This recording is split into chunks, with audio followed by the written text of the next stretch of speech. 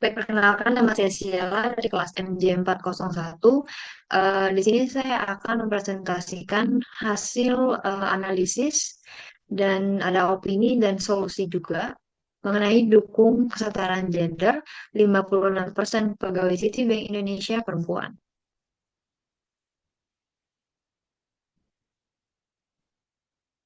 Baik, jadi materi atau sumber itu tuh berasal dari berita di web dari liputan6.com. Ini yang saya cari-cari. Di sini materinya atau isian singkatnya, menurut CEO City Indonesia, yaitu Batara Sianturi, inklusi merupakan suatu yang sangat identik dengan Indonesia. Inklusi sosial juga menjadi kunci dalam memanfaatkan keberagaman untuk membangun Indonesia yang lebih baik. Jadi di sini dia juga bilang tugas kita semua adalah untuk dapat mewujudkan inklusi yang baik di lingkungan keluarga, sekolah, tempat kerja, hingga masyarakat. Salah satu poin inklusivitas di tempat kerja adalah peran perempuan dan penerapan prinsip kesetaraan gender yang pada akhirnya menuntut pada ke penerapan konsep meritokrasi. Di sini dia juga menambahkan bahwa komitmen City Indonesia terhadap kesetaraan gender tercermin dari posisi pegawai di perusahaan. Di sini ada 56% pegawai di Citibank itu adalah perempuan dan itu tersebar di seluruh level dan tingkatan. Serta perusahaan juga memberdayakan perempuan di kalangan masyarakat.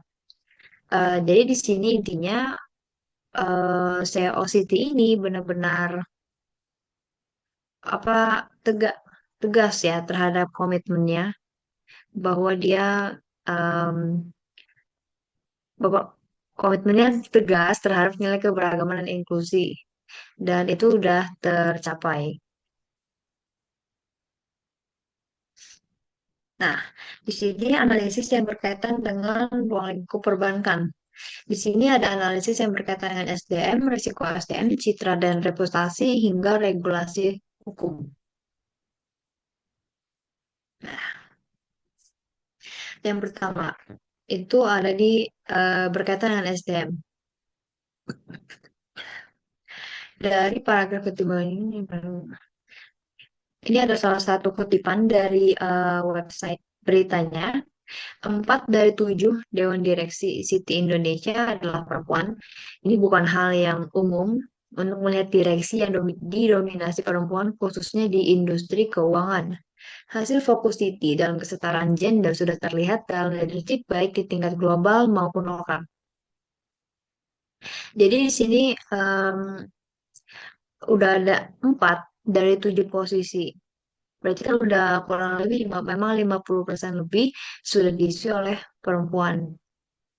Dan itu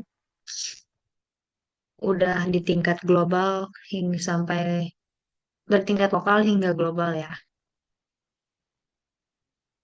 Kemudian untuk risiko SDM-nya sama kebanyakan ini yang dikutip dari website data UNDPP. Misalnya menunjukkan Indonesia memiliki skor indeks ketimpangan gender atau Gender Inequality Index sebesar 0,480 di tahun 2019. Skor GII ini menempatkan Indonesia di peringkat 121 dari 189 negara. Nah, Indeks Pembangunan Gender atau IPG Indonesia dari tahun 2010 hingga 2021 itu cenderung flat, berarti nggak turun ya, juga nggak naik, berarti rata dong. Dan IPG Indonesia hanya naik tipis dari 89,42 di tahun 2010 menjadi 91,27 di 2021. Berarti kurang lebih dalam 11 tahun hanya naik eh, 1% lebih ya. Ya. Nah, kemudian ini ada opini dan solusi. Tetap berkaitan dengan ruang lingkup perbankan. Yang pertama itu ada citra dan reputasi.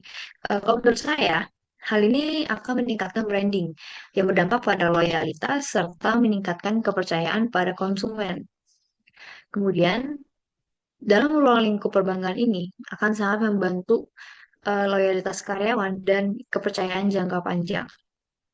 Serta menurut risiko SDM, ketimpangan gender dan rendahnya peringkat mungkin akan berpengaruh pada citra dan reputasi.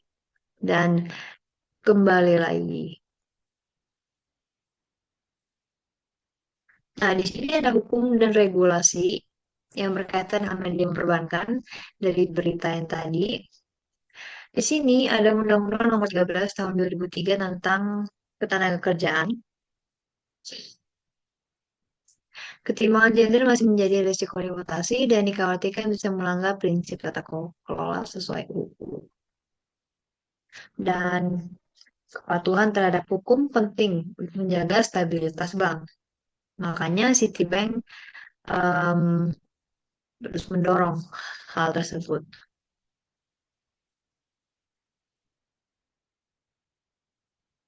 Em, Sekian dari saya untuk presentasi hari ini. Apabila ada salah kata, mohon dimaafkan. Sekali lagi, terima kasih.